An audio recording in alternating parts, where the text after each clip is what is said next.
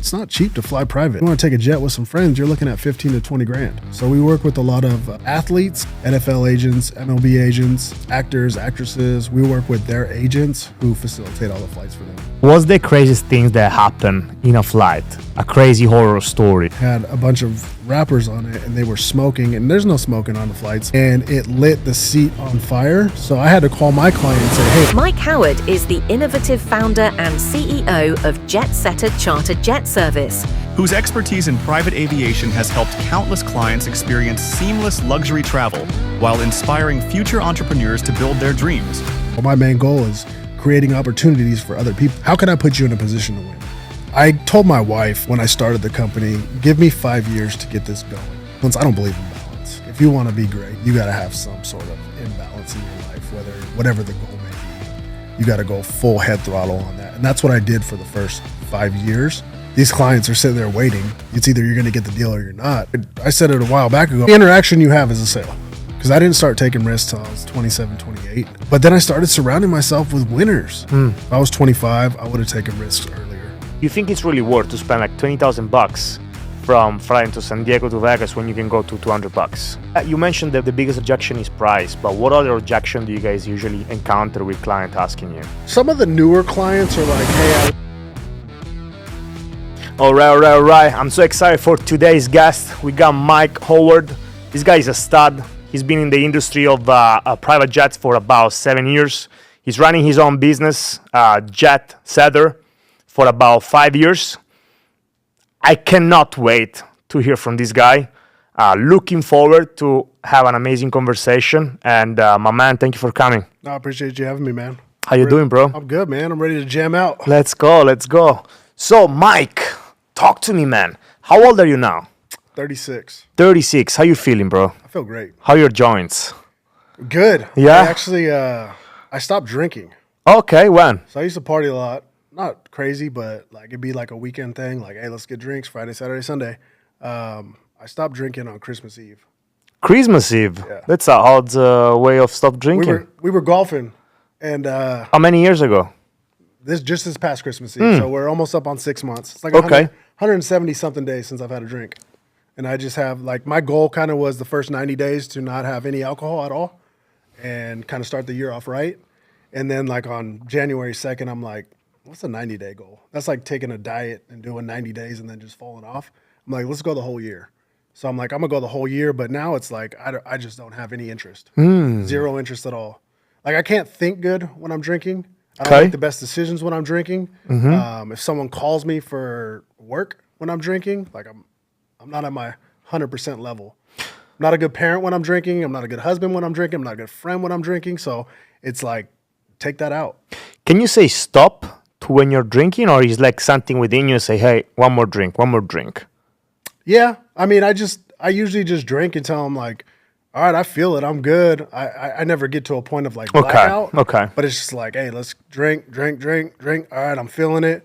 Let's go to the next day, wake up, kind of do your thing. And then nighttime, hey, let's have some drinks. On the golf course, hey, let's have some drinks. But now it's like the thought of an alcoholic beverage is like, I kind of want to gag. So what type of side effect you had when you were drinking? It wasn't a negative. I wasn't like an angry. It was more like challenge. Yeah, it was just Okay. like I can't perform at 100%. And that's like one thing that I've been focusing on is like give my full effort and everything, especially in the present moment. You can't do that when you're drinking. You're talking about the present moment. Tell me more about that. What do you mean by the present moment? So many people have like anxiety about the past or stuff that's coming up in the future. Like if you just realize the moment that we're in, live in that moment, that's been like my main thing. Like I want to be there, not thinking about something else. Like people put their happiness on like, hey, we have a trip coming up in 3 months. We're going to Cabo. So for the next 3 months, all your happiness lies in that. You're like, hey man, 62 more days until our trip to Cabo, 30 days till our trip to Cabo. Like you're not living in that moment. You're going to miss 3 months of that because you're valuing your happiness on this upcoming trip. Like I got a family, I got kids, like stuff happens every day. Those kids change every single day. And if I'm worried about something else in the future or thinking about something in the past, I'm not living in that moment and seeing what they're doing and seeing them grow type of stuff. What made you realize that you were not living in the moment? Was there a particular? I don't know. I think it's just more clarity of not drinking and having like all these vices that I was relying on to escape, I guess. I don't even know if it's really escaping, because I don't know. I don't know what gave me that realization, but I think drinking had a main thing to it. Because like I work out religiously. Yeah. I eat 95% healthy, but it's like you're doing this right, you're doing that right, but the drinking is going to subtract most of those results that you're getting from all the other stuff. So I think once I stopped drinking, I just kind of had like a shock and awe, or like a aha moment, like, man, this is the one thing that's really holding you back. And business is better from not drinking. Family's better from not drinking. Just living in the moment. How many days or weeks you realized that you were feeling way better after not drinking? It probably took about 3 weeks to like be like, okay, this is a long-term thing, not a short-term thing. Because like I stopped on Christmas Eve. I had New Year's a week later. New Year's Eve, we're friends. Yeah. We're with a big group. Everyone's drinking on New Year's Eve. 99% of the people, 99% of the world's drinking on Christmas Eve. Yeah. Or sorry, on New Year's Eve. Me, I'm just like, I'm cool with the Diet Coke, or I'm cool with the water. I'm cool with some electrolytes, energy drink, whatever it may be. That was the biggest hurdle to get over. And then birthdays, usually have a drink on your birthday, something like that. Golfing now, I don't worry about that. Doesn't matter. I don't need a drink. So 25th of, Christmas Eve. No, it wasn't a Christmas Eve. It was a Christmas, right? Christmas Day. Christmas Eve. Christmas Eve. Yeah. So the 24th, you were like, oh, you know what? What if I stop drinking? So it started as a challenge. Yeah. And then 3 weeks later, you were like, oh, fuck, I'm actually performing on a different type of level. Yeah. And that makes you set up a way for you to say, you know what? I don't want to keep drinking because there is nothing good by me drinking. Yeah. Wow, that's huge. You know, I tried the 75 hard. Tried it or you finished it? I tried. Yeah. What day did you stop on? 36. 36, okay. Yeah, for 36 days. And the reason why I failed was because I started the day late. Gotcha. So the time management was off the day. I say yes to go to the beach. Yeah. Therefore, I couldn't complete my second workout. The gallon of water wasn't there. So a lot of things that I was like 6:30 p.m. I came back home the Sunday. I was like, fuck, there is no way I'm going to finish this gallon of water. There is no way I'm going to do this. There is no way I'm going to do that. I was like, there was a bottle of whiskey next to me. I was like, fuck it. And I felt that 75 hard. But I'm not going to lie. I do not like the limitation. Like, I don't like something to put a limitation within me. It can sound fucked up. Like, oh man, you're missing discipline. But I don't know if it's that. Maybe it is. But I just don't like the fact that I cannot drink that time that I want to. Like, for example, I don't consider myself a alcoholic. I drink like whenever like socially speaking. Yeah. Like on a Friday or whatever. But the drink does not rule me. Yeah. I am ruling the drink. Like, I know when to stop. Like, Yeah, I don't you're like in to. control. I am in control. I like that. For example, some people drink because they feel like awkward, or I don't know how to talk with girls, or whatever. I don't have that problem. No confidence booster. Yes, it's not that confident booster for me. It's more like I like to have something in my hand. Yeah. Really, like, you know, when some people are like, "Oh, bro, I like to smoke because I like the things in my hand." Yeah. For me, it's like the drink. When I am like standing up and I'm like, not a club bar, like in a bar, I like the thing in my hand. So, but I try to be in control most of the time. But anyway, so did you have a point in life where you're like, you know what? I went over with drinking and it brought me in a really hard, dark spot. I don't think it's ever really brought me in a dark spot, but I mean, like early in my 20s, I would drink a lot.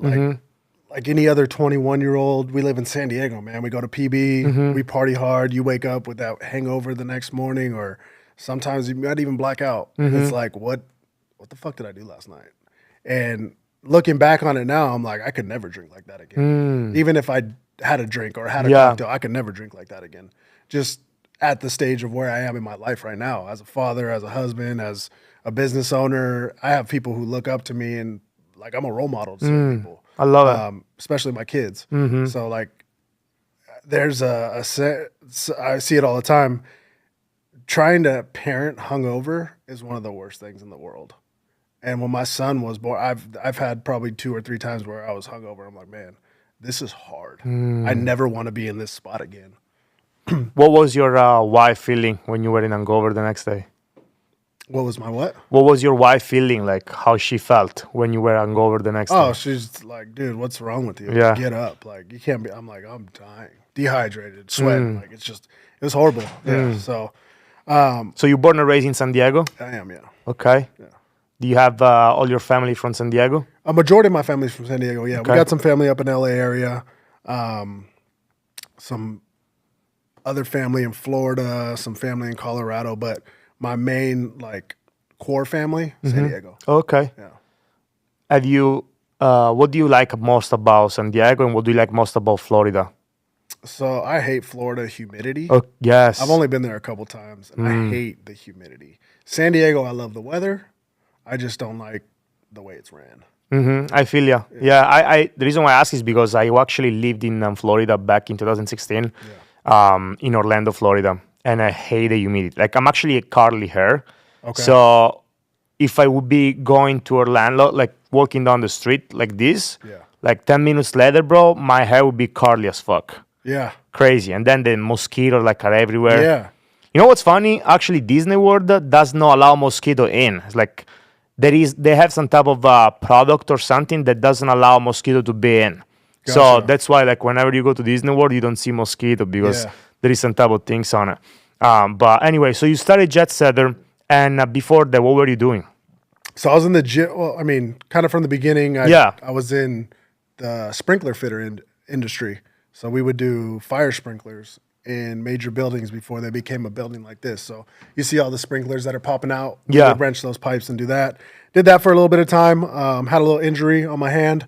And I was like, man, I'm 19 years old. I can't do this the rest of my life. I broke my hand. Okay. Yeah, broke my hand in a little situation. Okay. And then I was on disability for like 18 months. Kind of just milking it, figuring out like, okay, when am I going to go back and do this? Again, I'm 19 years old. I'm collecting a disability check. I'm collecting union checks and stuff. I'm like, I'm just living. I'm 19. And then it was time to go back to work. And I'm like, I can't wrench pipe the rest of my life. This isn't me. This isn't what I'm built to do. So I got a job at Costco. We had a family friend who was like, hey, we can get you in a Costco, real good company, real good benefits, real good pay, especially for your age. I was like, okay, cool, let's do that. Got into Costco, worked there for a little bit. My goal was like, I'm gonna be a manager. Like I want to make that $60,000, $70,000 a year, have some stock option, all that stuff. At the time in my head, and at the time where the world was like, that's a good paying job for someone. Did that for a little bit, and then a Crunch Fitness opened. Real quick, what did you learn from Costco? Why do you think they're so successful? They're the way they treat customers. Like, what did it say on everyone's name tag? I hope I don't mess this up. It was like job number 1, member service. So even if you were in the food court, your number 1 job was member service. Like you are there to help that member, serve that member. And no one's ever asked me that. That's a good question. Yeah, no one's ever really asked me that question. But yeah, it's really to serve the members. And that's what I learned. I was like, man, I'm having contact. I'd see people who I know come in, talk to them. I'd see people who I've never met before and just start conversations. And that kind of helped me like not really get out of my shell because I've always been like the class clown, first to talk to someone, but it was more communication skills with people. And then they opened up a gym called Crunch Fitness in San Diego at Parkway Plaza Mall out in East County. And I was just switching gyms at the time. So I was like, let me check out this new gym. It's cool. It's $10 a month. I'd go in every morning. I'd see the owner and I'd see the manager. And they'd always say hi. Finally, they were like, man, what do you do? You're an outgoing person. Like, what do you do? I was like, oh, I work at Costco. I'm going to be a manager there someday. They're like, man, come work here. Sell some memberships. We'll get you a free membership. Minimum wage, but it'll still work out. I was like, you know what? I'll come work a couple days a week. Worked a couple days a week. Did great. I was slanging memberships. I mean, it was easy to slang because it was $10 a month. But they're like, man, what does a manager make over there? We want you to be a fitness manager. I'm like, a fitness manager? Like, what is that? They're like, you're in charge of all the trainers and you'll train people. I was like, I don't even have a training certificate. They're like, we'll get you one. We'll pay for it. How much do you make at Costco? It's like, well, I wasn't a manager at the time. I was like, I'm a manager, so I make $70,000 a year. And they're like, okay, cool. This is what your salary will be if you come over here for a fitness manager. And it was more than that. And I was like, okay, let's do it. Jumped over to Crunch, then became a general manager, making a little bit more money. And then I was opening all the Crunch fitnesses. So anytime there was a new build out, I would go to that new Crunch and help train, help run it until it was ready to go. And then we go to the next one, And it put me in the Carmel Valley location. It was one of our biggest Crunches. A little bit more membership was like $50 a month to join, but it was a 2-story, 36,000 square foot. It was a monster gym. It was like one of the big 24s for comparison. Nice neighborhood, Carmel Valley. You got some of the wealthiest people in San Diego that live around there, Del Mar, Santa Luz, all that's coming in there. And the one competitor was the Bay Club, which is like, I want to say it's like $500 to $1,000 a month to be a member there, to go to the gym, get access to like golf courses and stuff like that. So people were coming over there and I was meeting them. I met this lady who came in and she toured the gym. She bought some personal training and she left. 30 minutes later, the guy comes in. He's like, hey, man, I need to talk to Mike Howard. And I was like, that's me. What's up, man? He's like, my wife was just in here. And I instantly thought in my head, I'm like, oh, man, refund. Like, we got a refund. He didn't want his wife to spend that much money. We talked for 20, 30 minutes. He buys some personal training. Then he slams a business card down and he's like, call me, man. You should come work for me. And he leaves. For the next couple months, I'd see him in there and we'd talk a little bit. Drives off in a Porsche, Range Rover, just all these exotic cars. I'm like, man, what does he do? Like, I saw the private jet on his card, but I didn't know anything about private jets. I just knew they were jets. Not commercial. I went to Crunch and I was like, man, I've been with you guys for 7 years. Like, I need some equity in here. I just got married. I just bought a house. My wife was a couple months pregnant at the time. It was a couple weeks pregnant. We were at the point where it was like, we just heard the heartbeat, but we haven't told anyone yet. First baby. Yes. What's the name? Elijah. Yeah. He'll be 7 this year. Nice. So then they're like, we can't give you any equity. We can up your salary. I'm like, all right, that's not going to do anything for me in the long term. Like, short term, cool. You want to up it? Go ahead. I reached out to that guy. I was like, hey, you still hiring? He's like, yeah, what's up, man? I was like, let's meet. So I told him everything. I laid it out there. I said, just got married, this. You're asking me to make a career change, and I have a baby on the way. And he was like the first person that I told. And he's like, yeah, we can make this work. You'll be making 150 like your first year. And I was like, that's some money. Okay, cool. I'm salary? Time. Yeah. Okay. And he said you'll be making around 150 at a time, but it was a base salary plus commissions and stuff. The only the only like big hurdle was the first 3 months you're going to be making $16.25 an hour learning the industry. And I'm like, ooh, all right. I had some money saved up. But again, I had a mortgage, had a baby on the way, I had a wife making a career change after 7 years. I'm like, let's do this. I can always come back to Crunch. So I made the jump. We looked at some numbers and stuff. I looked on some back end stuff. Some things were a little funky, but I made the jump. And I think it was a couple weeks when I got that first paycheck and it was dog shit. It was like nothing. I was like, man, this ain't going to cover a mortgage. Then it was like, I forget what, week 6 or 5 or 6. I show up to the office and I'm second person in there with the other sales guy because I was helping him. The door's locked. And I'm like, this guy's never misses. Like, no one misses work at that company because it's like you're working 24/7, but when you're in the office, you don't miss work. So I call the owner after like 30 minutes. I was just on my laptop doing some stuff, hoping he was just late. I was like, hey, man, so-and-so's not here. He's like, I'll be there in 5 minutes. He shows up, all pissed off, opens the door, hands me a cell phone. He's like, hey, you're in sales now. And I'm like, oh, this isn't a 3-month thing? This is a 6-week thing? Like, okay. So I just got thrown into the jet industry of sales, kind of knew some stuff, and just kind of had to learn it on my own. What were you learning in the first 6 weeks? Like, what was your duty? how to find aircraft, available aircraft. They give you a book. So say you wanted to go SOP. from point A to point B. So we'll use San Diego as an example. Sure. And you wanted to go to Vegas on 4th of July. Just a one way with the boys. You guys are going, 7 of you guys just there. What I would do is I would find every single jet on the 4th of July that's going to be there going to Vegas. So that way I could provide those options to the client. Never talking to the client in those first couple weeks. Like I never had that interaction with someone that wealthy or someone who's making that much money. I just never had that kind of conversation. The only sales I really had was talking to people who were buying $10 gym memberships, $50 gym memberships, not $20,000 flights.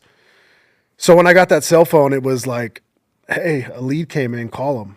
And I butchered it for like the first couple calls. But going back and listening to my calls and dissecting it and being like, okay, this is where you messed up. This is where you messed up. Okay, you need to be more confident in the product that you're selling.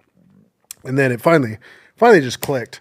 Started learning more about the aircraft, each aircraft, the range of the aircraft, what can go nonstop if you're going cross country. What type of objection were you getting? Either money, it's too expensive, or you get a lot of, so much price and fuel has changed over the last 4 to 5 years. Someone who doesn't fly often will be like, well, I paid like gas prices. I paid this much back in this when I flew last time. How come it's $5,000 more? Look at the economy. Everything's more expensive. Your groceries are more expensive. Everything's expensive. Like the price has gone up from everything, not just your private jet trip that you did 4 years ago. What's the average income of a private jet client? I would say over $1 million for sure. Yeah, annually over $1 million. And they're still giving you the objection of the price. Yeah, man. Well, I mean, rich people are rich for a reason. They don't just 100%. spend their money. Yeah. So, but yeah, that I'd say over $1 million for sure. Just because it's not cheap to fly private. Yeah. Like just a comparison, if you were to go a round trip with your friends to Vegas, what's the first thing you look at? Southwest, that $99 flight, want to get away. You're like, after taxes, you're paying under $250 to go round trip. You want to take a jet with some friends, you're looking at 15 to 20 grand. 20 grand Yeah. from San Diego to Las Vegas. Yeah. Damn. Depending on the size of your group and the type of equipment that we're using. How many people usually fly within these type of flights? Like how many on Like board? how many on board? So yeah. it depends on the equipment, but I mean, if you're just doing that type of trip, 6, 7 people. But you can always go up. If you got a bigger group, it's gonna be more money. It's gonna be a bigger jet, more fuel. What do those people do for living? A lot of business owners. I work with a lot of athletes. So we work with a lot of agents, NFL agents, MLB agents, actors, actresses. We work with their agents who facilitate all the flights for them. Like high profile client. Yes. Can you name eventually if I ask you or no? No, okay. Can't. Makes sense. Yeah. And what's the craziest things that happen in a flight? Like a crazy horror story type of thing, if any.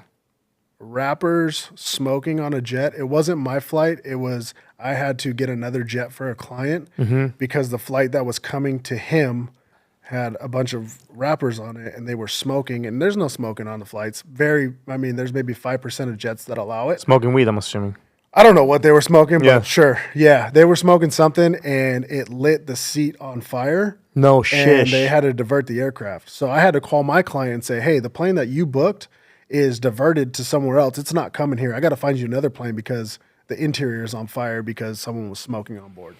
That's probably the craziest. Wow. Yeah. How much did this rapper ended up paying for the damage? There was over $10,000 in interior for sure. I don't know everything that went into, if it got into the vents or AC and stuff, but I know it was over $10,000 in interior. Wow. But once again, it wasn't my client. No, I got it. It's just word of mouth throughout the industry. We have a little tight-knit industry, and a lot of the people who are still in business, because people come and go in this business all the time, but a lot of the people who've been there since like early 2017, 18, and before that, we have a real tight-knit group, and we talk amongst ourselves. So we hear the stories, we hear what everyone's going on, or if a plane does this or a plane does that or someone gets screwed here, it gets talked about. So you have a reputation to kind of keep intact. I love it. So Have you ever happened that you were walking down the street or getting a ice cream or whatever, and then you see like a really, really sharp dude? You're like, oh,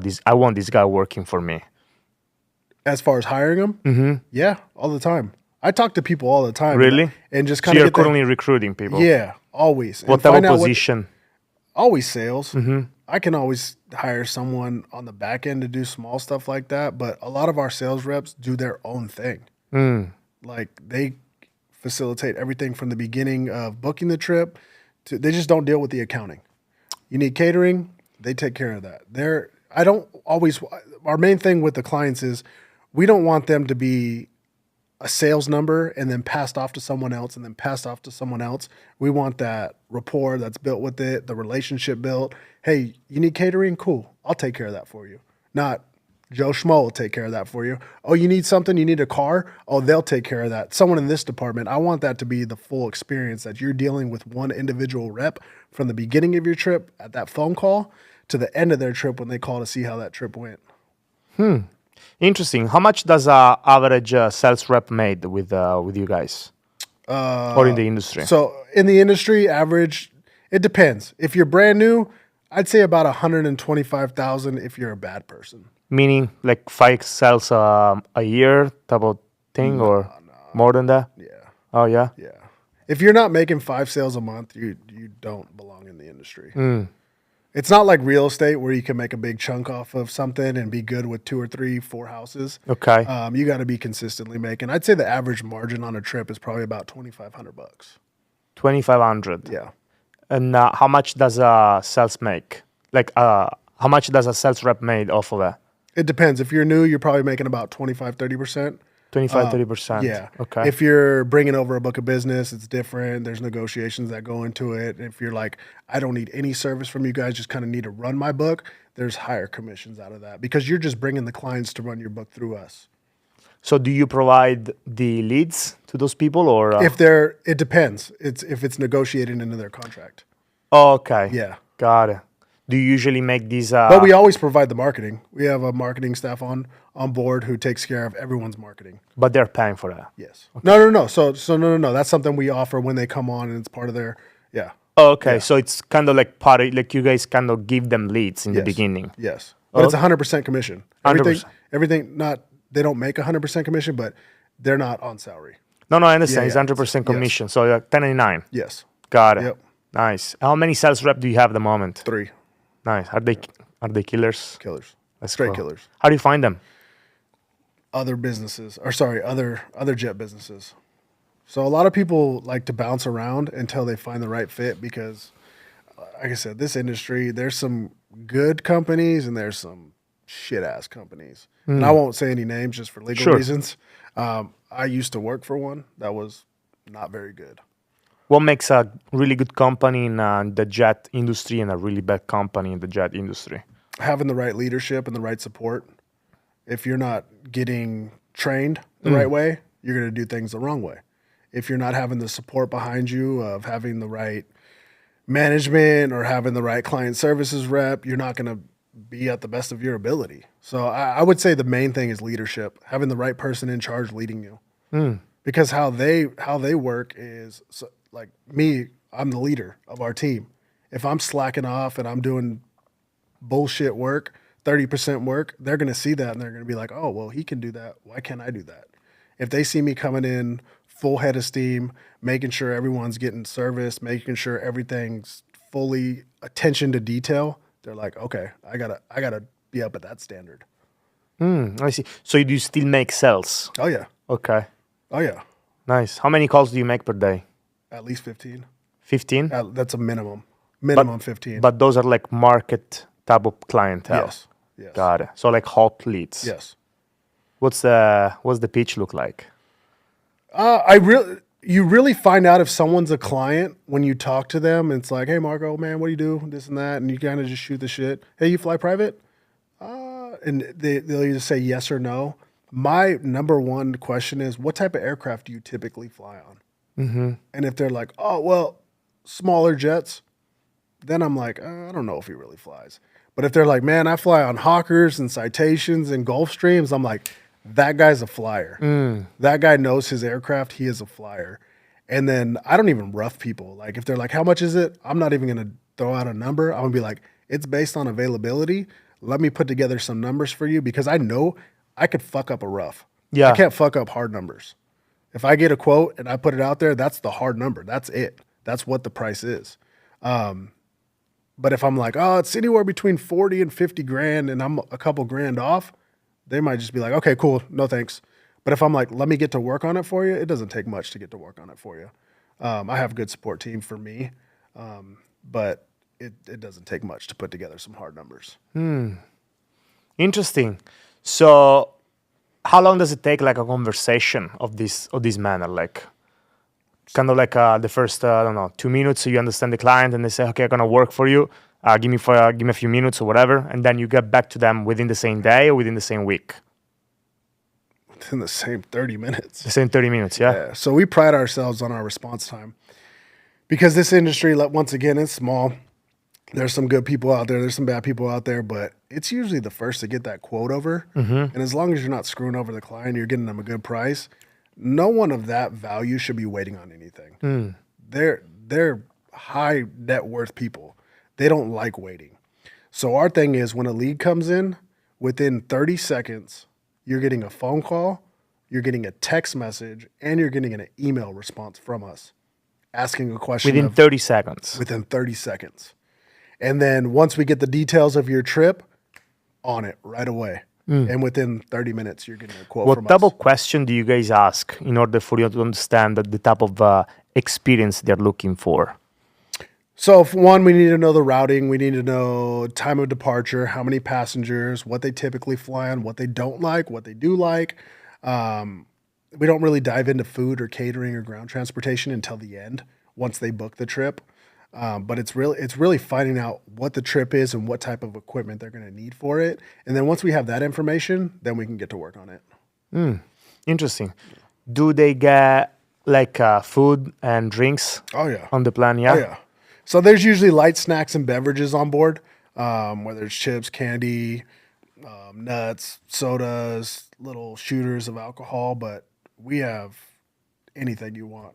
I mean, one of the craziest things I always tell is I had a client who ordered a filet mignon steak for his dog. Yeah. Including the price. What's up? Is that included in the price or there's going to be a surcharge? So there's usually a surcharge. We hook our clients up with catering as long as it's not like crazy catering where they're ordering like $5-6 grand worth of stuff. Order a couple $100 worth of food. We always take care of them. Okay. Yeah. Got it. So, but do you have people ask you, okay, so in this private jet experience, whatever, is Dom Perignon is going to be served? And if so, like, it's going to be free or do you need to pay more for that?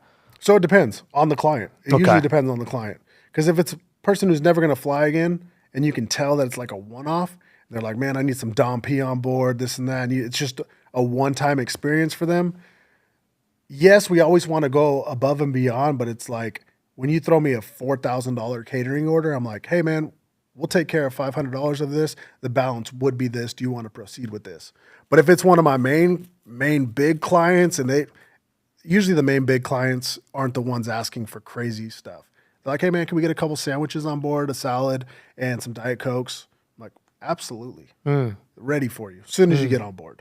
Do you think it's really worth for, because I know, like, extremely rich people value time in an extreme different perspective, but do you think it's really worth to spend like $20,000 from flying to San Diego to Vegas when you can go to $200? Yes. One, no security.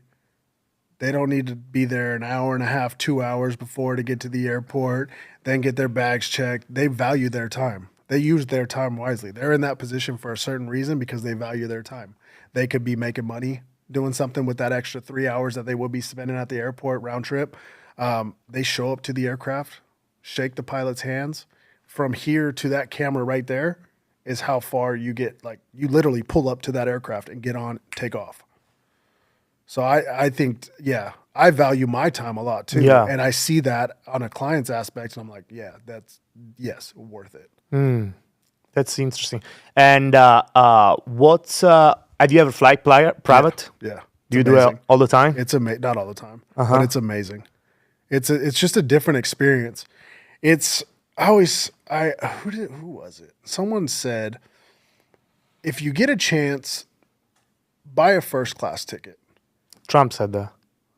It was Trump and then Steve Harvey. Steve Harvey. Yes. So you can get the taste of it. Because once you get the taste of it, you never want to go back there to coach. True. Same with flying private. The first time I flew private, the first 30 minutes of that flight, we went with a group of friends. They're all like, man, this is the best experience. You good? You good? And I'm like, I'm just sitting there. My head is spinning. I'm like, how do I make this happen every single time? How do I get to this level? How do I level up in life so flying private is just normal to me? Because to my clients, it's normal to them.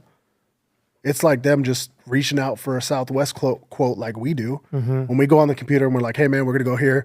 We'll take American Airlines. We'll take Southwest. Okay, this price is good. We'll go with that. That's the norm for these rich people, these rich clients. They're like, hey, man, I need a jet from here to here. Oh, that's the price? Okay, cool. So it really shifted my mindset when we started booking these clients to like, okay, they're at that level. I can get to that level. They put their pants on just like I do. So that's true. I remember like I've been traveling since I was 18 years old, and I kind of was able to experience the world in a early age. And in the beginning, like fly economy and try to find the cheapest shit as possible. But then I got to a point that I was like, you know what? I didn't at the time, like I didn't make much money, whatever. But I spent the extra $1,000 to go and fly business.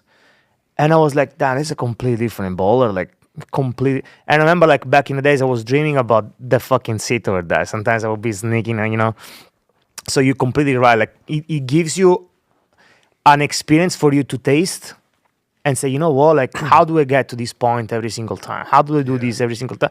And then there is level to this shit. Clearly, from business to first class to, private and owning a jet eventually. Yep. So your business model is leveraging other people's jet. Yes. And find the clients and combine them to this jet and the client and the trip. Correct. What's the margin that you guys, if you can discuss it, what's the margin that you make per flight usually? So the average the industry average is usually about 20%. 20%. 20% markup. Gotcha. Okay. But once again, the industry average is based on every company out there. All these companies have crazy overhead. Like they have this office that's on the tarmac, this and that the client's never going to see. My non-negotiable when I started this company, we will never have an office. Anyone who works for me can work from anywhere in the world as long as they have this cell phone right here and they have a laptop. Like I always say, my marketing guy was just in, I forget where he went. Was it Big Bear or something? And then he was in Hawaii doing all this stuff. And he's like, hey, man, everything's set up for this, this, and that. I'm like, where are you at right now? He's like, I'm in Hawaii. I'm like, I love it, dude. I love it. And he just said, thank you. He's like, thank you, man. This is what you've created. But the reason I did that was when I was working at a different company for someone, I was working 5 a.m. to 1 every day. But I'd go home and I'm working another 4 to 5 hours on my computer, closing more deals at home than I am in the office. I'm like, so this is a 10-hour day, but I'm getting more done on my computer, whether I'm at the park with my kid or I'm at the grocery store pulling out my phone doing something. So I'm like, these office and overheads aren't necessary at all. It's just an extra expense. And it helps build the culture too. Like everyone's like, yeah, man, I'd like to do that. The jet industry, you have to be able to work remote. Some people are like, oh, I work remote. I didn't get anything done today, this and that. You have to get stuff done. These clients are sitting there waiting. It's either you're going to get the deal or you're not. But it's if you're working. If you're paying attention, you're working remote, you got to be glued to that phone. Nice. So you mentioned the biggest objection is price, but what other objection do you guys usually encounter with client asking you? Some of the newer clients are like, hey, I want a brand new aircraft. There are some. There's a lot of aircraft out there, but some people are in like bumfuck Egypt, Missouri. And they're like, hey, I need a 2020 or newer Gulfstream of this. I'm like, bro, that's not even possible. And if it is, it's going to be like triple the price of what you're used to paying because I got to ferry it over there because there's nothing sitting right there in Missouri that's brand new. So some clients are like, man, they have like specific year, make, and model of something. How do you handle the objection? I let them know. I tell them, hey, it's possible, but it's going to be this much. So let me show you that aircraft that you're wanting and you're requesting, but let me also show you 3 other aircraft that are similar, a little bit older, but are going to be at a very good price. And then that's where you kind of break it right there. And they're like, oh, okay, well, it's $10,000 cheaper if I want to go with a 2-year difference in the aircraft. And they're like, okay, we'll go with that. And then they have a great experience. And like, okay. And What do you think people ask you, like, I want the brand new aircraft? What do you think that is the type of objection or I think the type of question? because they're at a level where they think everything in life can be brand new. And I mean, they don't go buy used shoes. They don't go buy a used suit. They don't go buy this. So like, I think they want to have that top tier of everything in life when sometimes it's not possible. I love it. So beside this objection, what else do you got? I love it because I'm in sales as well. Yeah. And I love to see other type of industry objection and how do you guys handle that and, you know. So it really, that first phone call or that first email that comes through, I always ask if it's not if it's someone who's never flown with us, like I said, what type of aircraft do you fly on? Or do you typically fly on? Or is this a first time flight? If they respond, it's a first time flight, then I'll rough them. I'll be like, okay, cool. Yeah, I'd love to work on this for you. Just kind of going off of this routing. And in the past, it's been anywhere between $30,000 to $35,000 round trip. Is this going to work for you? Or is this within the budget for what you're looking to accomplish? Because if it is, I'll get to work on it right now and then leave it in their hands. And then if they're like, yeah, it's in the budget, perfect. Get to work on it. You know what? I thought it was going to be $10,000. I actually didn't know what it was going to be. I just clicked on private jets and your name popped up and I wanted to get a price. They were thinking, they never knew. Some people just ask. But yeah, I can find out within a short conversation, a short email, a short text message, a short phone call if you're real or not. I love it. So 5 years in the industry. Yeah. I mean, with your company. Yeah. How are you feeling? Good. I actually do feel really good. The funny thing is, I told my wife when I started the company, give me 5 years to get this going.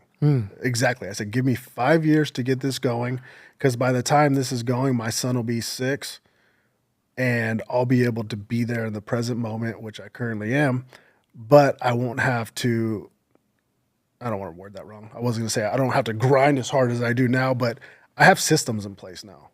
At the beginning, it was just me. Me. Do this. I got to do this. I got to do that. I got to do this. I got to do that. I have people in place. I have systems in place. And now I'm finally at a point where I can manage everything. Everyone talks about balance. I don't believe in balance. Like, if you want to be great, you got to have some sort of imbalance in your life, whatever the goal may be. You got to go full head throttle on that. And that's what I did for the first 5 years. And now I'm seeing with these systems in place that we can manage it. I can still have a family. I can still be present. I can still coach Little League. I can still go on vacation and not worry about what's going to happen if I'm not there. So you don't believe in balance? At the beginning. You don't believe in balance Not in the at all. beginning? No. Me neither. Yeah. I agree with you. Yeah. I feel like you should be a fucking animal. 100%. Like, if you have to sleep 2 fucking hours, you fucking sleep 2 hours. Yeah. I believe that harmony and balance comes after you grind with your head down for like a limited time, but you know exactly where you're going. Yes. Otherwise, you're going to burn out. Otherwise, you're going to feel in depression. Otherwise, you're going to see so much that is not actually good for you. Yeah. I agree with you on that. Dude, like, you nailed it. The reason why I asked that is because I feel like some people are like going just like 100% every single day, but they're not in the present. Yeah. Number one. Yeah. They are not happy. Number two. And if you ask them how you feeling, sometimes they'll be like, hey, I'm going. Yeah. But you don't see the shining light within them. And I feel like especially if you're a parent, especially if you're like a family man. Yeah. You need to have the light within you because, again, you're a role model and people are looking after you and say, hey, I want to be like Mike. Yeah. I want to be like Mark. I want to be like Frank or whatever it is. There is something within us, and I think it's called purpose, Yeah. that we always should be aiming to achieve every single day. We get caught up, bro. Like, I mean, I don't know about you, but I get caught up sometimes in like thinking too many things and Yeah. try to manage here and there. But the real happiness, I feel, is like when you are growing, where you're evolving as a person, and when you're able to also get like 5 minutes of break and say, I'm here. Yeah. Like right now I'm here. Like you nailed it when you said like in the present. That's why I asked you before, what made you realize that you were not in the present? Like it really touched me, the part that you mentioned before, you know? Do you believe in achieving every single things that you put in your head? Or do you feel like I need people around me in order for me to go there? Yes and no. I mean, if I'm achieving everything that I've set out to do, then I'm not setting big enough goals. I love it. Because I feel that you need to set not unrealistic goals, but goals so big that you still need to grow into a person to get to that goal.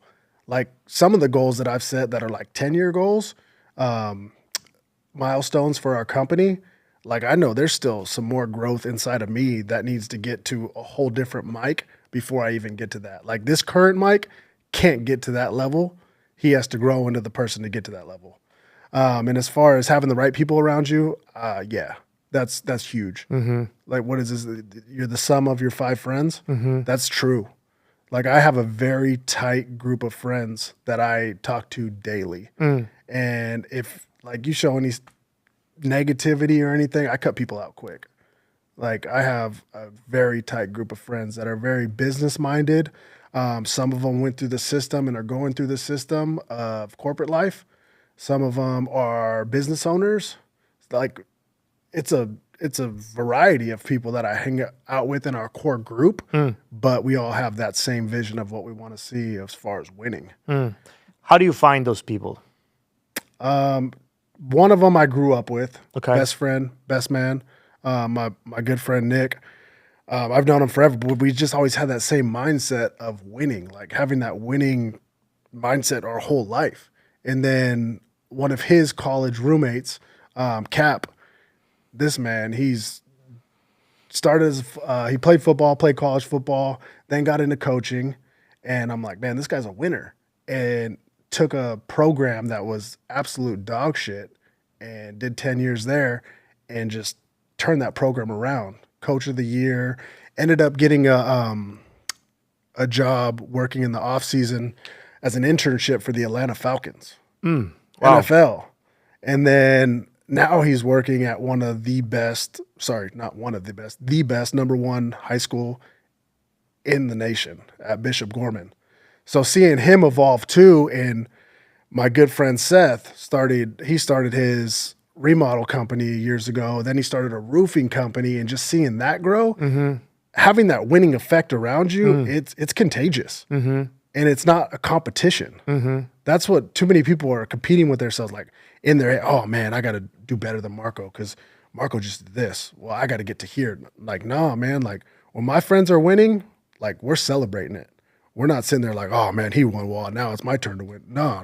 Your time's going to come, but we got to feed off each other. So That's beautiful, man. yeah. That's huge.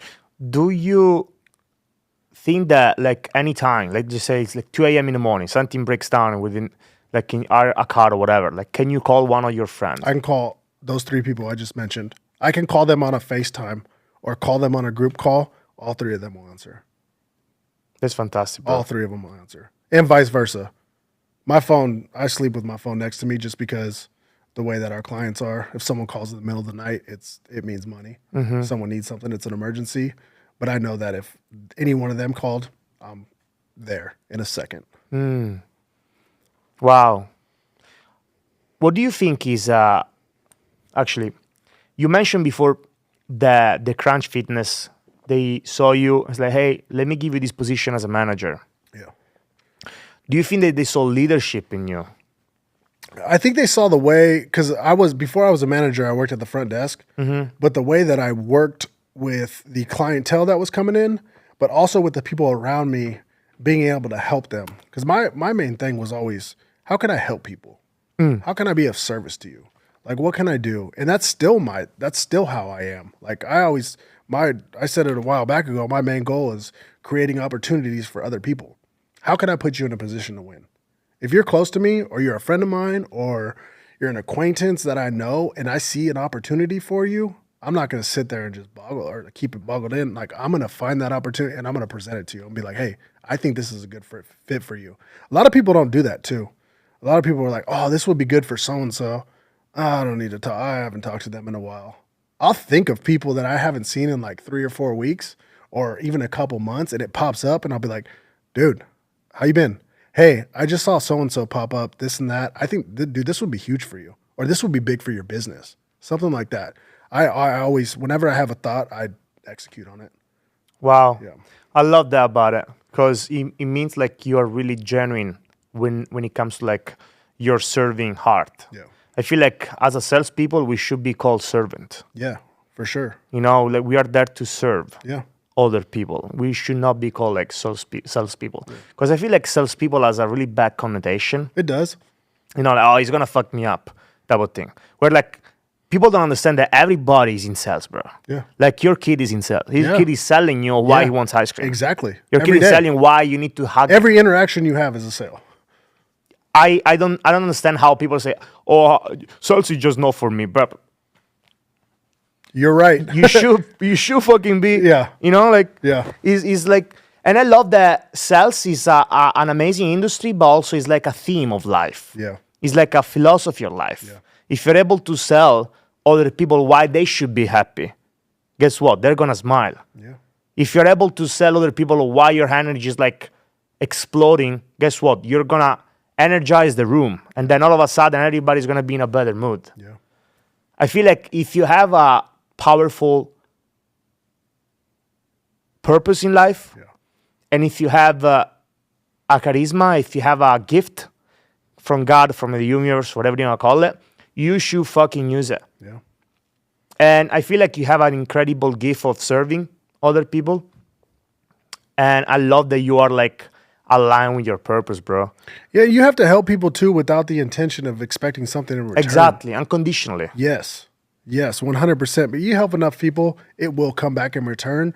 But it's not like, hey, Marco, I'll help you out here, but you got to do this for me. Never. It's like, hey, man, I got you. I got you. At some point in life, I know you're going to get me, but I got you. That's huge. So how were you in high school, bro? Oh, man, I was a class clown. Yeah? Yeah. Were you like super popular? I guess you could say that. I played football. I had the same kind of core group of friends who all played football, and we knew everyone.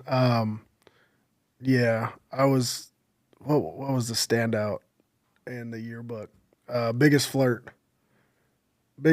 So I was a people's person, man. I was always center of attention. Always, like I said, class clown. Were you born this way or? I think so. Yeah? Yeah, for sure. Yeah? Because I'm still the class clown, man. I enjoy going out there and roasting people and roasting my friends and just always just having a good time. Yeah. So I think that's what it was too. It's like, yeah, I'm in a classroom right now, but I'm just trying to have a good time. Yeah. I'm the same way. Always been that way, bro. Always been that way. But I feel like with years goes by, like you learn and you're able to polish yourself better. Maybe sometimes like you were unfiltered. Yeah. And now you say, okay, wait, I'm not going to say this at this moment. Yeah. You know what I mean? Like sometimes. You mature a little bit. Yeah, right? And that's the thing too, especially when you're the face of a company. Yeah. It's a little different. But I don't filter myself that much. Okay. You ask me something, I'm going to tell you straightforward. Mm-hmm. Like I cuss. It happens. I've cussed too. a few times on this podcast. Yeah, let's do it, baby. I cuss maybe too much around my kids, but like they're raised right to know not to cuss. Mm-hmm. But like I don't put on a mask around anyone. I don't hold myself in, or I don't filter myself around anybody. Mm-hmm. Like you can go around San Diego or around anywhere. If you ask someone, hey, did a podcast with Mike Howard. Oh, I know Mike Howard. Tell me about him.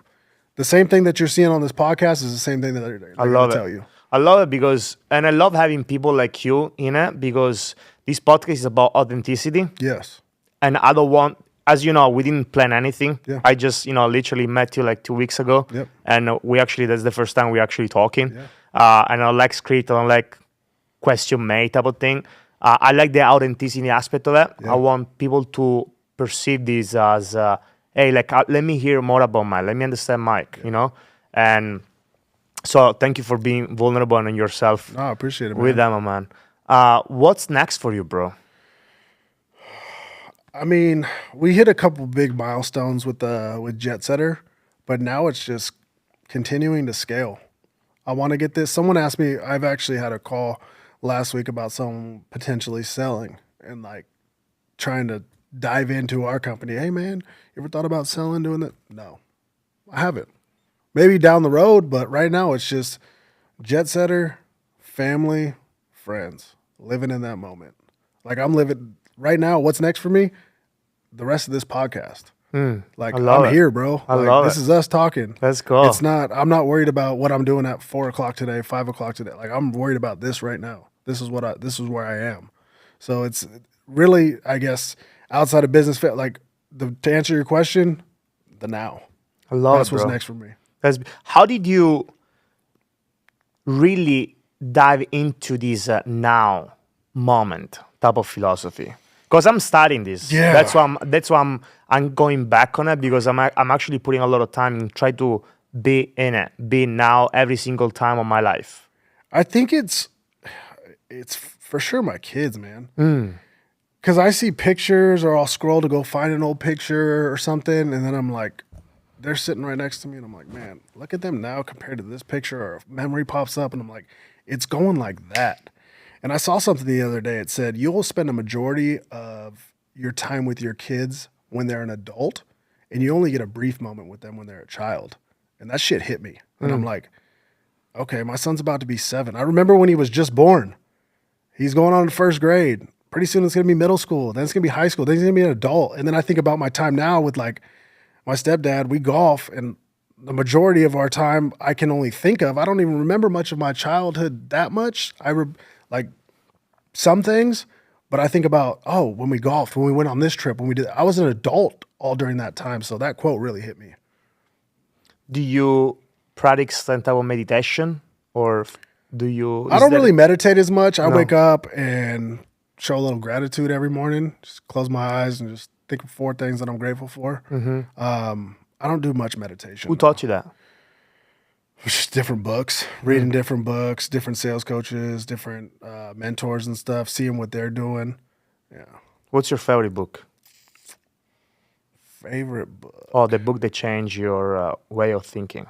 There's a couple books, but I would say probably Tim Grover's books or Relentless? Relentless, and David Goggins' books. Those things really just like hit home. I'm like, man, these guys are fucking savages. And then the 75 Hard book. You brought up 75 Hard. I did the whole Live Hard program. So I did 75 Hard, then I took a weekend off, and then I started phase 1, then I took the break, and then I did the phase 2, and then I ended a year later. And that was like one of the biggest transformations I've ever seen in my life. Business, mind, everything. But do you think it's healthy? Yes. Yes, because there's no diet that is part. There's a diet part of it, but you choose the diet as long as it's healthy. So when people are like, oh, this is unhealthy for you to do, even with the workouts, it's not like, hey, go power lift and do all this shit. Hey, go outside. You don't have to go run a fucking marathon for your second workout outside. You can go walk for 45 minutes. That's part of the workout. If you want to go do a different workout or you want to do the bike for 45 minutes, that's another workout. So you choose the level of intensity of what you're doing in it. So when people are, oh, it's unhealthy. Bro, you're drinking water. You're on a great diet. You're working out for an hour and a half a day. Like, I don't know. You're not drinking alcohol. What's unhealthy about it? You know? Yeah. So I would say, like, I think from my perspective, maybe the unhealthy part of it is the fact that you have no rest with the exercise. Yeah. Because I mean, like your body it grows the most when you're resting. Yeah, but again, you could take, say people rest 1 or 2 days a week. You can go very low intensity for those 2 workouts, whether it's a walk. A walk's not going to kill your body on a rest day. You know what I mean? Mm-hmm. Or if you do 2 workouts that are walks, that could be your rest day. So I think... I never thought that way. Yeah, if you choose your level of intensity, I mean, there's always going to be an excuse why it'll be this, and this, but that's been the only program and lifestyle. And I still do the 10 pages. I still take my progress pics. Like I did this 2 years ago. It became a habit. Yeah. I don't do the 2 workouts a day. But if I were to do 75 hard, I know I wouldn't fail right now. It's just, I don't do the drinking. Like so many things of doing that program have stuck with me, where I'm currently not on the program, I'm still doing most of the program. You know what I mean? I love it. So what would you say to your old 25 years old? Take risks. Take risks. Because I didn't start taking risks till I was 27, 28. If I was 25, I would have taken risks earlier, way earlier. Whether it's starting a business or just asking for promotions within companies and stuff. I was always kind of just like timid, like, am I worth it? This type of stuff. I had managers who saw more in me than I saw in myself at the time. So it was, I guess just valuing myself, taking risks. Yeah. You had like a really good relationship with your family? I do, yeah. Yeah? My mom's my best friend. Yeah? Yeah. She's the best. She had me at such a young age too. So it's like, yeah, she's my mom and she's a hard ass worker, man. So having me at so young, she had me at 17. So having me at 17 and then as a single mom kind of at the beginning and then my stepdad taking the role when I was like 1 or 2, he's my dad. Like that's my dad. My stepdad is my father. And I still have a good relationship with my biological father, but like my stepdad raised me. That's who I see as my father too. So, but like seeing my mom, whether it was night school doing things, and just how she lived at such a young age to have a kid. If I was 17 and had a kid, I wouldn't be here right now, probably like in this position, I don't think. So she's a fucking warrior, dude. So I have a great relationship with her. I talk to her daily. I just talked to her right before we got on this podcast. They're out in Florida right now. Florida, yeah? Yeah. And then my dad, he's my stepdad, Paul, he's my business partner. He was my business partner in the first company I started, and he's my business partner in Jet Setter. And I wouldn't have it any other way. I love it. Do you call him Paul or Dad? I do call him Paul. So I always called him Paul. It's funny, we always think back of like Homer and Bart Simpson, how Bart calls him Homer. Yeah. But I mean, like, I guess just I was kind of a shitty child, like coming up. I was always getting in trouble and stuff. And what type of troubles? Just being a jackass. Yeah. Never like in trouble with the law, just being a jackass. Just being that class clown. Okay. Talking back, being a jackass. But I never really showed that. He comes from a military background, so I think it comes into my entrepreneurial thing too, because I never liked hearing someone telling me what to do. And then I'm like, oh, my stepdad's telling me what to do. And I just always called him Paul. I don't know. He never really told me you have to call me Dad. So even at the age now, I still call him Paul. But I don't think it was till I was like 18 or 19 years old when I became like an adult and in the real world. And probably a lot of people have this too, when they're like, man, you have all those aha moments where your parents are right. And you start to respect them more than you did as a child. Because in your teenage kids, most of them are like, man, my parents did this and that. My parents are yelling at me for this. Like now I see that's why he was yelling at me. That's why me as a parent now seeing, okay, that's how I was raised. Oh, damn, that's why he raised me that way type of stuff. And just aha moments throughout still every day. I look back on certain things when I say something to my son, I'm like, oh, damn, I sound like my dad. Okay, where am I coming from? Okay, it's correct. Okay, stuff like that. Got it. Yeah. Do you still talk with your biological dad? Yeah. He lives in Mexico. Okay. Which part? Rosarito. Oh, nice. Yeah. But I still talk to him. I'm going to see him tomorrow. Oh, nice. Yeah. We still have a good relationship. He sees the kids. Yeah. If you don't mind me asking, what happened Him and my mom were just so young. Yeah. 17 years old, man. Yeah. 17 and 18, and just didn't work out. And then he was there most of my childhood here and there, but my stepdad really just stepped up to the plate. And he was that one. Man, we're getting deep on this. He was there. He stepped up to the plate, and then my dad, he's been there the whole way, but I've always really seen my dad as like more of like that big brother friend, and then my stepdad as like the dad. You know what I mean? So it's just roles that they've played in my life and how it's shaped me into where I am now. But yeah. What's the biggest lessons that you learned from your biological dad? I don't know. Because, I mean, my biological daddy's a single man who lives down in Rosarito. And, I mean, he's never been married type of stuff. So I feel like I've learned a lot of my lessons all from, like, my stepdad. Once again, back to, like, the person who raised me. Yeah. That's what I learned. Like, yeah. So I was never disciplined from, like, my biological father and stuff like that. But it was, yeah, my stepdad is where I learned all my lessons. And he's like I said, military background. He went to West Point. So it wasn't like he was stern growing up, but it shaped me into who I am now. And I have so much appreciation for it now. Back then I didn't. I'm like, this guy's mean. He's always out to get me. Like, just because he didn't want to respect the authority of someone telling you what to do. Huh? Yeah. And that led into, I've had that mentality kind of my whole life too, like working at different places, like, I'm not respecting this authority. They're doing this shit wrong. Like, I can do it better. Okay, if you can do it better yourself. And that's why, probably why I'm an entrepreneur and do my own shit and have my own business. Because I think at some points I can do things better. And if I can't, then I'll hire someone who can. I love it. And what is the most valuable lessons that you learned from Paul, your biological dad? Oh, man. Just having integrity. He's a great husband. He's a great dad. So, I mean, just following in his footsteps. I see the way that he is with my mom. I see the way that he raised me. But then I also saw the way that he raised my brother, who were 12 years apart. So then seeing all that, and it kind of, it's cool being that far apart because I felt like I had like a big brother dad role before I had kids. So like helping raise my brother, helping him in sports, helping him do that, kind of was like the entry level of being a dad. And then as soon as I had a kid, I'm like, okay, now it's my turn. So I learned all that from my whole family. Yeah. So you mentioned before that your mom goes to church, your son does it, but you don't. Yeah. You never went to church or like? I've been a few times.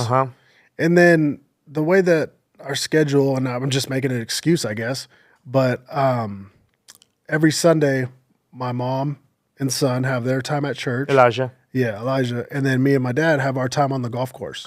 And we do it's 4 or 5 hours that we get every week. And life's short, man. You don't know how much time you have with your family. You don't know how much time you have with your parents and stuff. Some parents don't even live in the same state as their kids, so they don't see each other. So the fact that I'm very blessed because one, not only my parents live 15 minutes from me, I get to work with my dad every day. And I get outside work of being able to golf with him every single week. So I'm very blessed. I love it. And you mentioned golf. Yeah. You know, bro, I tried golfing. Yeah. One time. Yeah. I didn't fucking like it. That's hard. Dude, I felt an idiot.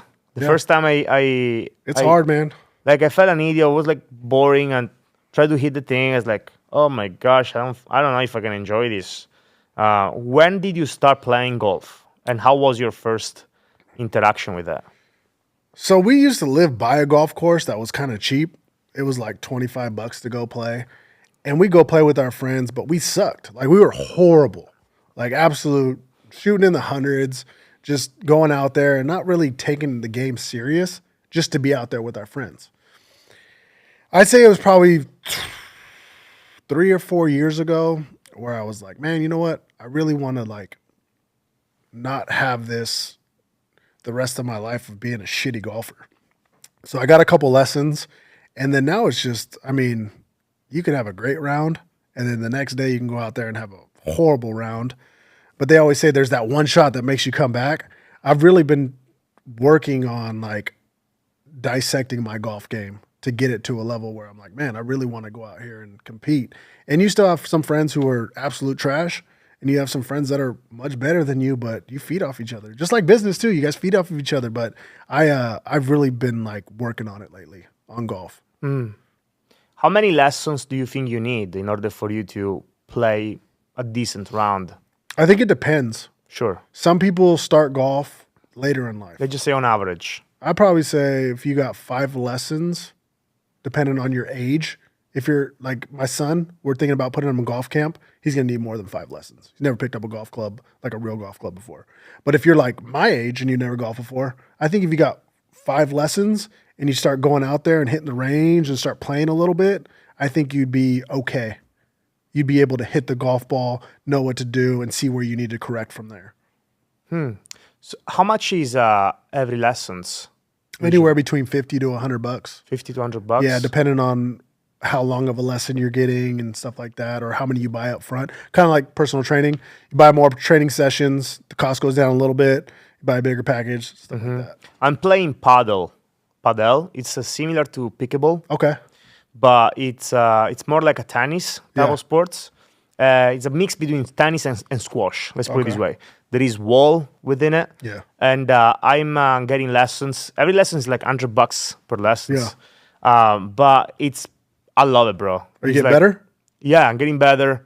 Practicing. And I love the cardio Yeah. also within it. Like I play for 2 hours and 30 minutes. I burn like 2,300 calories, bro. I love it. I love it. A lot. But beside that, it's like I like tennis and I like racket sport. How ping long do you pong. usually play for? If I am taking lessons, 1 hour. Okay. If I am competing, between 1 hour to 1 hour and a half. Yeah. It really depends. Sometimes there is like little tournament and it's at 2 hours. But I love it, bro. Like it's one of my favorite sports at the moment. And I'm coming back from a shoulder surgery Gotcha. that I had in December. So I didn't move for like fucking 6 months, bro. It was crazy. But now I feel like I'm getting back into shape, into the game. Yeah. So I feel way better. Yeah. So if you ever do 75 hard again, that's a workout right there. Yeah, no, 100%. Yeah. 100%. And it's a fun workout. It's not like, oh, fuck, I got to go do this second workout. Hey, man, I got to go play paddle. True. I never saw it that way. When you say about the walk, you can use the walk as a workout. Yeah. It's true. I guess like I wasn't wired smart enough that time. That was like 4 years ago, during COVID. Yeah. What was for you COVID, bro? What was life for you for COVID, during COVID? It's crazy because it was like second year of business or 2.5 years into business. And I was like, man, what's going on? Like, people aren't going to fly. The world shut down. I was completely wrong. It 10x'd our business. Everyone who was scared to fly flew because they had money. And then everyone who typically flew still flew. It really boosted our business. Wow. Yeah. So I was very, very lucky to be in this industry at the time of it happening. Because like restaurants and stuff, I feel bad for a lot of people. I knew a lot of people who were affected too. A lot of business owners who have restaurants downtown or have restaurants in our community and stuff. We were fortunate. Yeah.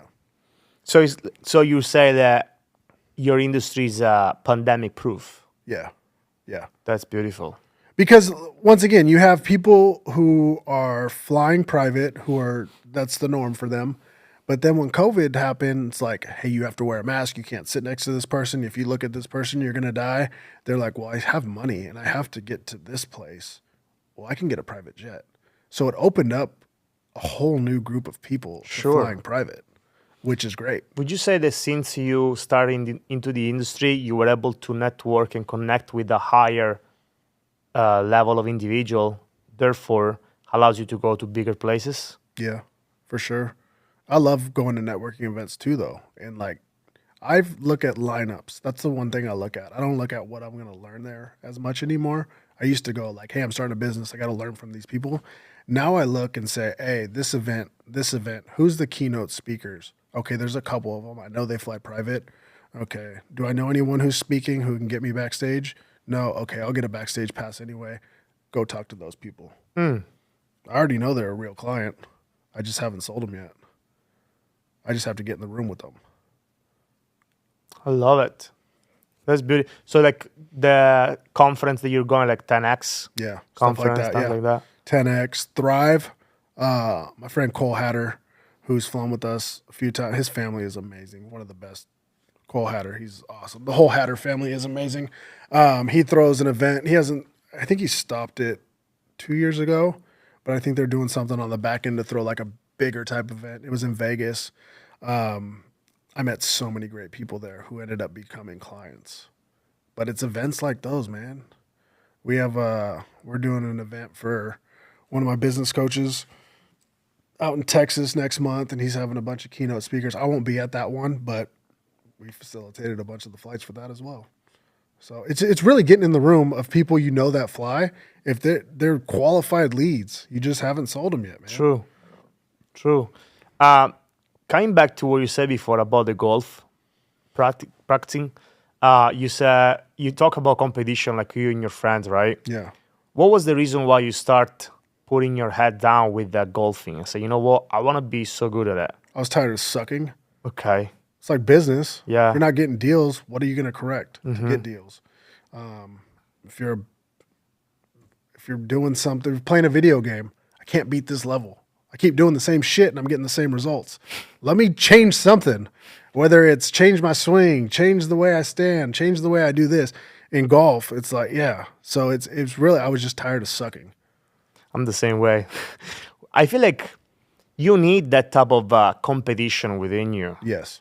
You know, like you need that fucking fire within you. Say like, bro, like I hate sucking in this. Like, get your shit together, bro. Like, I love it. I feel like, yeah, bro. Like that's one of the most beautiful things that each one of us should have in life. Yeah. I'm tired of sucking. Be a bad dad. Let me be a better dad. Yeah. I'm tired of sucking. Be a bad salesman. Let me learn how to sell. Yeah. I'm tired of sucking to be bad with approaching girls. Let me learn how to approach girls. Yeah. He's the tired of sucking. Yep. It's like the first step is self-awareness. Yeah. You know what I mean? Like, point A, I'm sucking. Yeah. Point B, I need to get better. Yeah. Point C, let's fucking do it. Yeah. And I feel like the difference between a successful person and a not successful person is that sometimes they know the point A, which they suck. Yeah. They know the point B, they need to improve, but they're missing the execution part. Yeah. You always been that way. That person's like, you know what? I'm tired of sucking playing bad football. Let me improve that. I'm tired of sucking of the like. Have you always been that way? Yeah, for sure.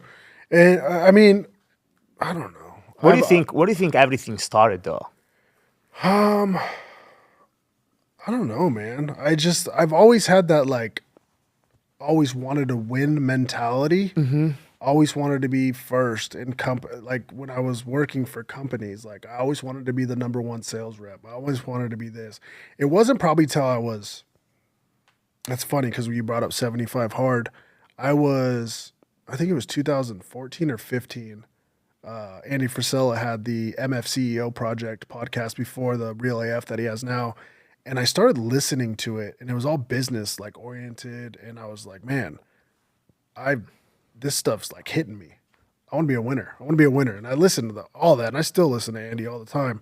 But then I started surrounding myself with winners. And it's like, man, like I told you, with my group of friends, that shit's contagious. Mm-hmm. And it's always been like that. Not a competition-wise, but it's like, let's feed off of each other. When one person wins, we need to figure out how to win all as a group.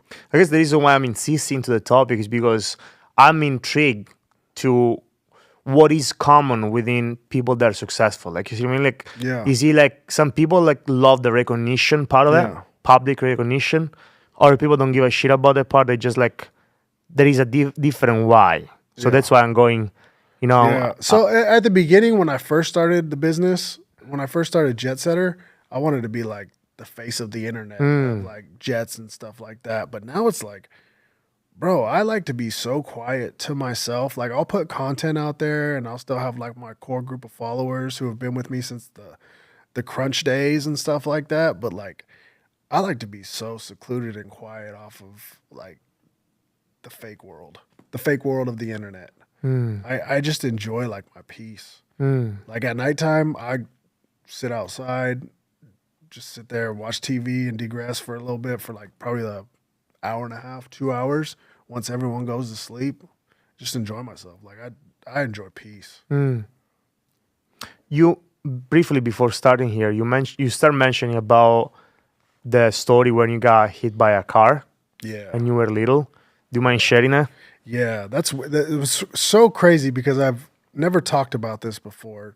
A couple people know the story, but you were like, "Hey, has anything in your life happened traumatically that's like changed you?" And I'm like, "You just brought this up at such a weird time because like I literally just had like this flashback." So I was 4 years old, Easter Sunday with my grandma, and we were gonna drive up to Riverside to see some family, and she parked her old El Camino on like a hill, and she's had to run inside and get her glasses. And I was like, okay, cool. She left the car running. Well, my dumbass at 4 years old put it in neutral. It started rolling down the hill. I got scared, tried to jump out. That old El Camino door flew back, hit me underneath the car, dragged me for a little bit, and then the tire stopped on my jaw, snapped my jaw. And then I have my mouth wired shut. I have scars all over here on my leg. I showed you the picture where I'm all bandaged up with gash right here, jaw just shut for a couple weeks. I'm drinking smoothies. They had to get in the car, start it, drive it off of my face. And I just remember like I had the biggest flashback 2 or 3 nights ago. I was just telling you, and I was telling 3 of my good friends, like, I've never had that vivid of a flashback before where it was like, okay, now I'm a dad. I'm seeing this from a different angle. I've never dissected the situation. I used to always say, yeah, I got ran over by a car. It like hit me. I was like, man, I remember they said something like it was an inch or 2 away from snapping my neck and killing me. So like maybe this is where I'm supposed to be now. Like I cheated death and I'm here. Like, I don't know. I really don't. It's sat on my mind for the past like 72 hours. But for you to even have that question at the moment that I was thinking about it just tripped me out. And I'm like, all right, yeah, let's talk about it. I'm going to have that talk with my mom too, because I think about it as a parent. I never asked her, no, Mom, how was it that day? I know it wasn't a good feeling to get that phone call that your son's in the ambulance at 4 years old because he just got ran over and his jaw's broken. Or like, what was my grandma thinking type of shit, you know? But yeah, it's a different perspective when you're a father, because thoughts in my head started going like, I remember when Elijah was 4.